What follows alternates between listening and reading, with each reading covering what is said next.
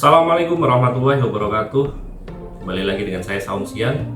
Kali ini kita memulai diskusi dengan tema chemometrik. Ini adalah bagian dari suatu analisis multivariat.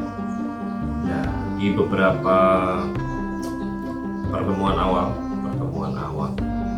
konten ya, lebih tepatnya di beberapa konten materi yang terkait dengan materi kuliah di awal, saya pernah membuat suatu obrolan sebenarnya materi untuk bisa didiskusikan itu tentang statistika farmasi kekinian ya, jadi terkait dengan multivariat analisis. Nah, kita akan simak di dalam video kali ini aplikasinya, karena tidak hanya sekedar ternyata dengan sesuatu yang berbau-bau kimia ya, kimia kan chemometrik, jadi suatu sifat-sifat dari chemical gitu ya, yang hubungannya erat dengan kimia, tapi tidak ya. Ternyata dalam dunia farmasi ini sangat luas perkembangannya. Ini bisa dimanfaatkan dalam beberapa riset, sehingga dalam mengambil suatu keputusan, decision dari suatu permasalahan itu akan lebih enak. Yang jelas mudah juga untuk diaplikasikan, analisisnya pokoknya luar biasa. Oke, kita simak pelan-pelan video berikut ini.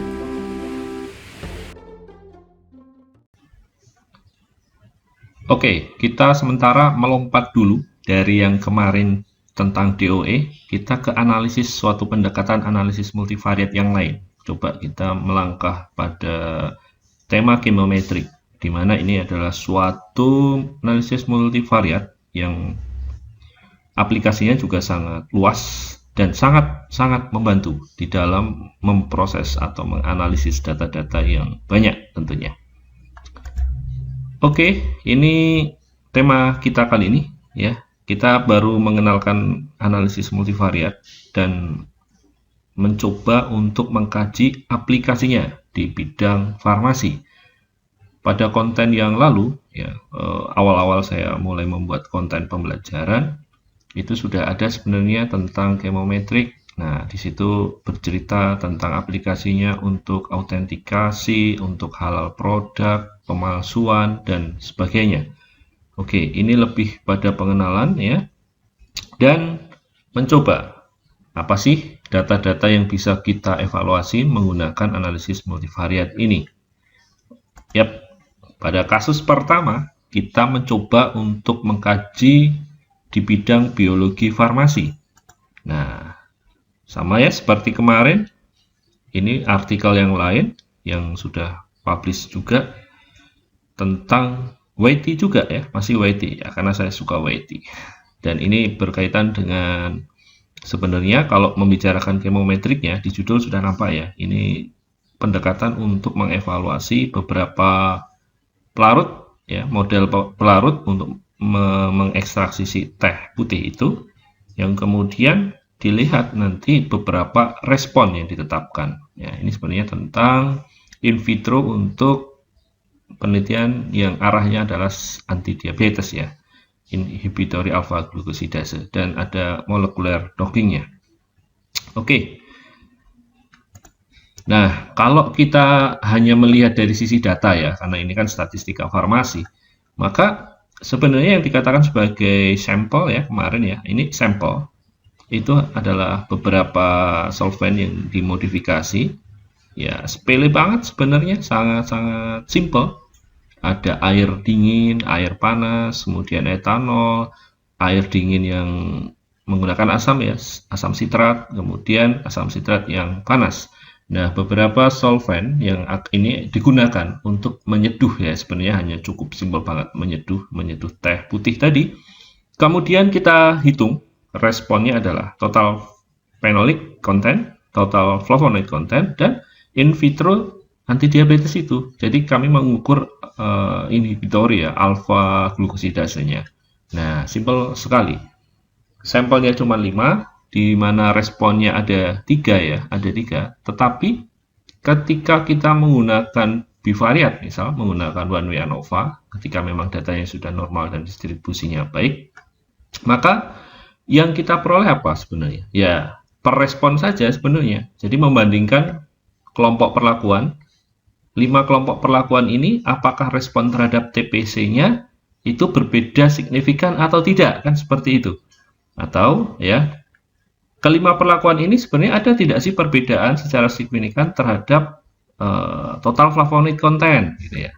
Hanya total flavonoid content saja, tidak bisa kita mengevaluasi secara statistik itu keseluruhan ya, ditinjau dari TPC, TFC, alfa glukosidasenya gitu ya. Kemudian kita bisa mengetahui korelasi antara TPC dengan TFC ada tidak gitu ya, dengan alfa glukosidase ada tidak terkait dengan sampel-sampel ini. Nah, menggunakan bivariat belum bisa ya. Ketika kita mencoba untuk melakukan analisis secara multivariat ya statistiknya, maka kita bisa mengetahui itu semua. Maka pendekatan chemometrik ini sangat-sangat ya, aplikasinya sangat luas ya sebenarnya. Nah, apa sih yang diperoleh ketika kita mengevaluasi data-data ini? Ya, pendekatannya simpel saja. Kalau dalam penelitian ini kan pendekatannya dia PCA-CA ya, Pak. Masih yang levelnya itu ya mudah lah, sebenarnya sangat mudah sekali. Nah, nanti akan diperoleh seperti ini. Misal dari solvent yang sudah ditetapkan tadi ya, ternyata yang cold sama-sama dingin ya, di air sama yang asam sitrat itu dia memiliki kemiripan yang dekat gitu ya. Similarity-nya indeks itu dekat sekali. Nah, ini mengindikasikan bahwa ternyata antara yang air dingin dengan asam sitrat dingin itu memiliki kedekatan. Nah, ini ada maknanya ya tentunya ya. Kemudian kalau dilihat dari apakah yang panas itu berbeda, ya jelas berbeda. Apakah dengan etanol itu berbeda? Berbeda. Nanti didukung dengan data-data yang lain juga, hasil statistik yang lain. Kemudian kelebihannya juga kita bisa melihat di sini bahwa TFC sama alfa glukosidase ini ya, ternyata dia membentuk sudut hampir berapa ya? 90 derajat ya. Jadi kalau arah derajat atau ya antar vektor ini membentuk sudut 90 derajat, maka dia tidak ada hubungannya di sini. Nah, tetapi kita lihat TFC dengan TPC ini ya dia di bawah 45, maka di situ ada suatu korelasi yang positif. Nah, sebenarnya TPC dengan alfa glukosidase ini mulai ada suatu korelasi yang negatif karena dia sudah mengarah pada baru mau mengarah ke arah antar vektornya itu 180 derajat mengarah, tapi belum ya. Tentunya di situ ada indikasi bahwa alfa glukosidase itu ada korelasinya sebenarnya, tetapi ya korelasi yang negatif, tetapi masih belum sempurna kali ya. Gitu. Kemudian di kasus kedua, aplikasinya itu bisa kita gunakan untuk mengevaluasi data-data farmakologi. Ya, tentunya nanti kita akan merangkum. Nah, di sini artikel yang terbit juga di 2020.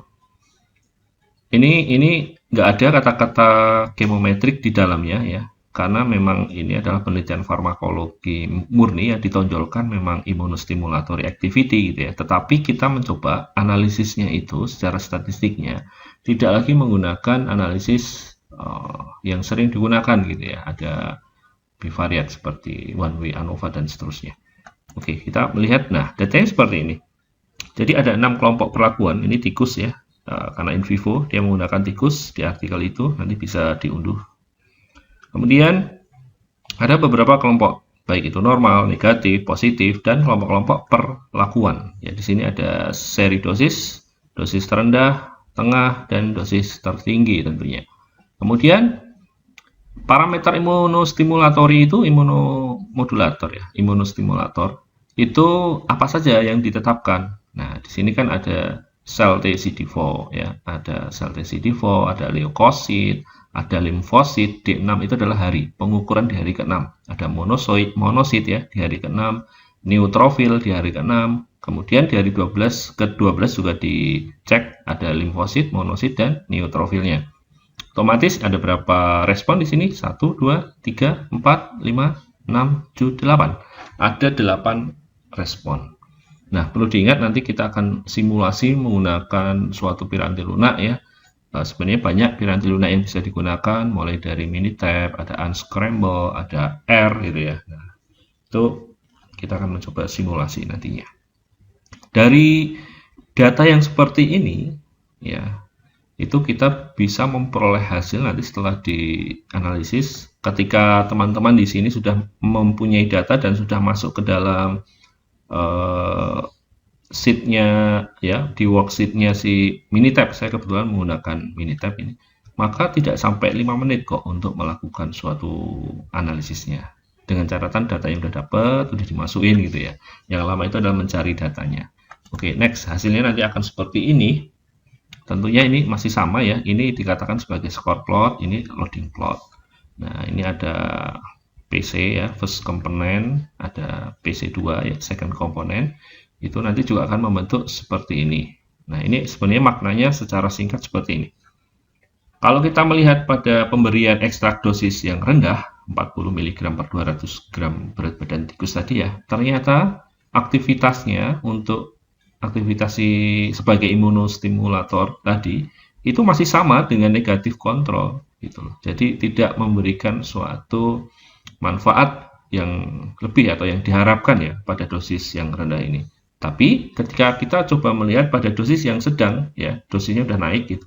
Ternyata ini memiliki suatu aktivitas imunostimulator yang menarik ya. Ternyata sudah setara atau mirip dengan si kontrol positif. Nah, kita kontrol positifnya menggunakan suatu produk yang dia dari ekstrak meniran yang memang secara klinis bahkan preklinis ya sudah terbukti. Preklinis dan klinis itu sudah terbukti secara ilmiah tentunya. Nah, ini kan menarik, sangat menarik. Jadi kita bisa mengambil suatu keputusan, oh ekstrak yang medium nih, yang 80 mg itu memiliki kemiripan yang sama dengan kontrol positif. Sedangkan yang di dosis tertinggi ternyata dia jauh ya, sangat jauh, sangat jauh. Jauh di sini mengandung makna apa? Nah, kita akan melihat. Ternyata kalau di data-data yang lain yang mendukung gitu ya, kita tidak akan sampai membicarakan itu sebenarnya. Tetapi dari data yang mendukung, dilihat dari makros dan mikrosnya, oh ternyata dosis yang terlalu tinggi itu malah bisa membahayakan. Ya, dia bisa merusak ginjal dan seterusnya. Kemudian kalau yang di normal ya dia posisinya di sini. Dan ini kalau kita melihat tentunya berbeda ya dari beberapa kelompok ini tentunya dia berbeda. Andaikan si ekstrak ya, ekstraksi kalotropis gigante ini ada di sini gitu, misal ada satu di sini ya, berarti dia mengindikasikan bahwa dia itu tidak ada aktivitas gitu ya, tidak ada aktivitas imunostimulator karena dia sama gitu ya, sama parameter respon yang dicek itu ternyata sama saja dengan yang normal. Nah, normal itu kita ketahui kan tidak diberikan apa-apa.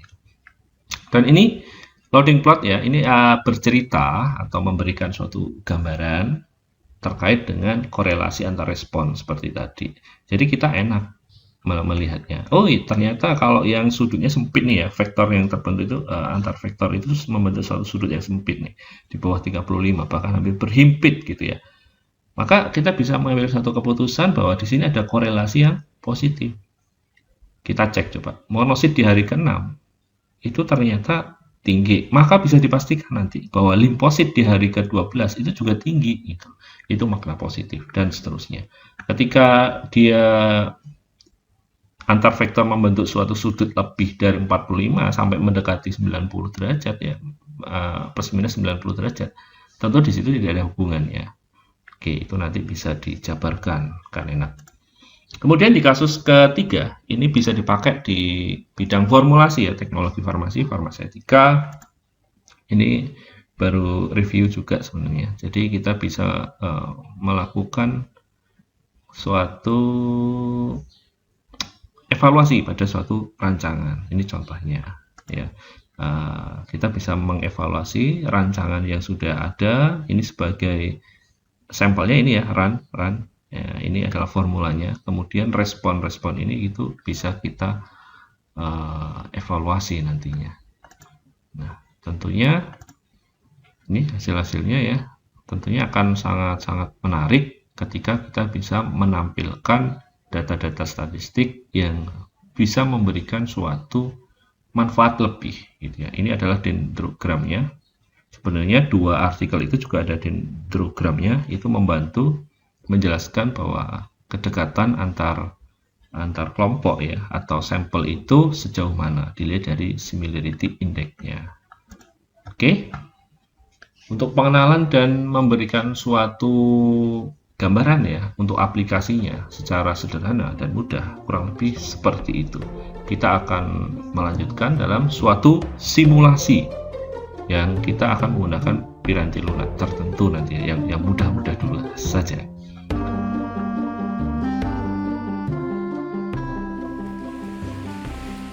Itu saja yang dapat saya sampaikan. Semoga menjadi sesuatu yang lebih bermanfaat bagi kita semua dan dapat diaplikasikan. Saya Samsian. Assalamualaikum warahmatullahi wabarakatuh.